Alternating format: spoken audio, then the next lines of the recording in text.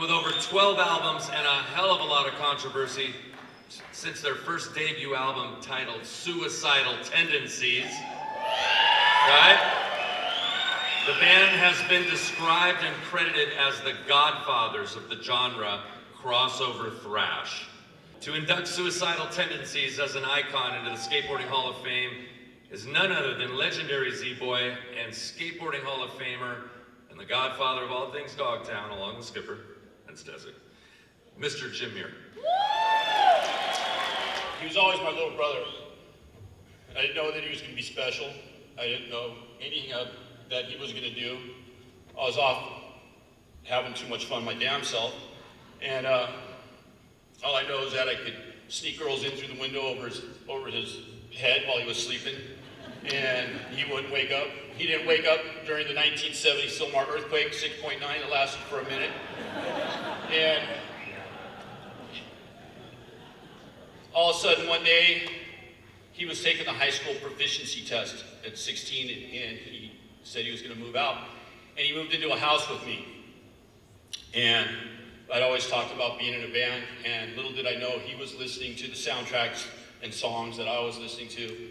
And he actually fulfilled his dream of what I always wanted to do, be in a band, and started a band that sat in our kitchen for 9 months straight. The equipment was set up and didn't fucking move.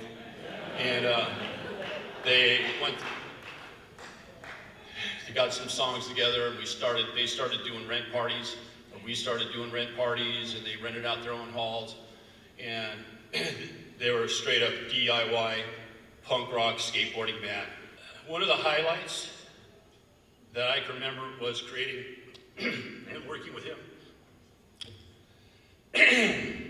on a little song called Possessed to Skate.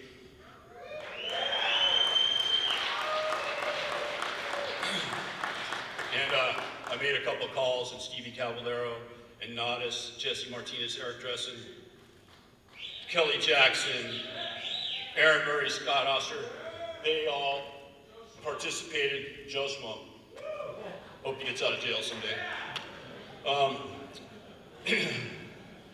They've all participated in what has become an anthem and what I call the soundtrack of skateboarding, punk rock music. I just want to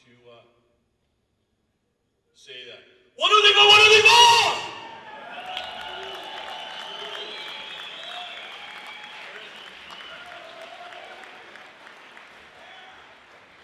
Is it 3 minutes yet? Come on up, Mike.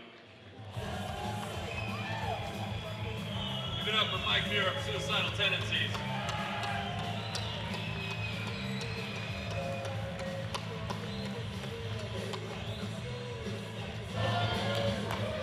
Wow.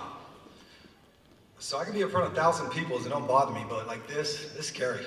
And you lied, I can see you people too. So it makes it even scarier. I never thought I would be here. That's because of traffic. But when you get to actually being here, right here, it's, my wife.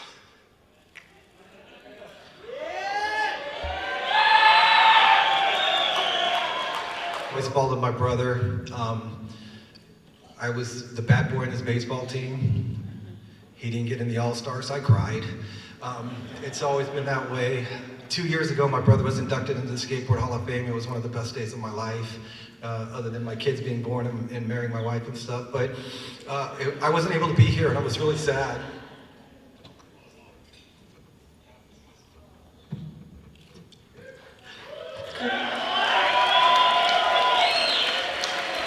Because I was a little kid, and I know what skateboarding was. I remember one time there was a pool when people didn't really skate pools, and my brother really wanted to go, and my parents took him there, and I went there and I watched, and I saw something amazing. There's no cameras, we didn't have cameras, and one by one people tried to skate, and the same thing happened, they fell.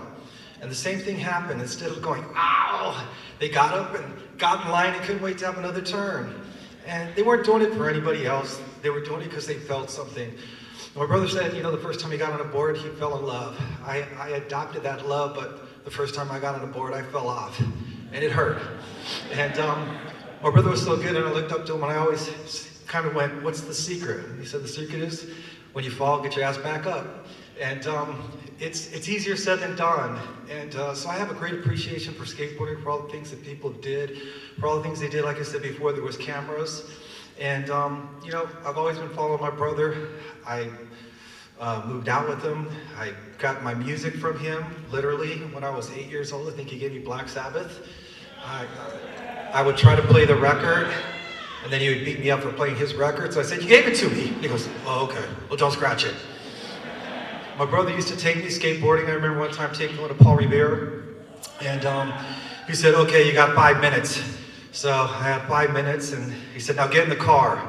And I was in the car, and they were skating, and I knew that he was going to come back and check in about 15 minutes. So I waited. He went back, and I knew he'd be back gone for about an hour. So I went and skated another part. Said, "Oh, I better get back into the car." I got into the car, and sure enough, a little while later, he came to check up on me. He looked at me, saw that sweat. "Were you skateboarding?" "No, it's hot in the car."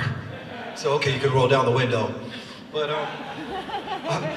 I learned a lot from him. I've always followed him. I have a son that's 5 and 6 years difference, and I see my little younger ones following him, and he thinks they're annoying, and I say, "Luke, be kind to them. They just love you.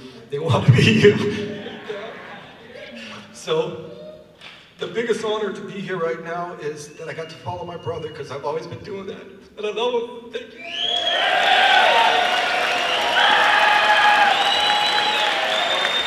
Don't let anyone ever say that the Muir brothers are not sensitive. Give it up for Mike there and Suicidal Tendencies.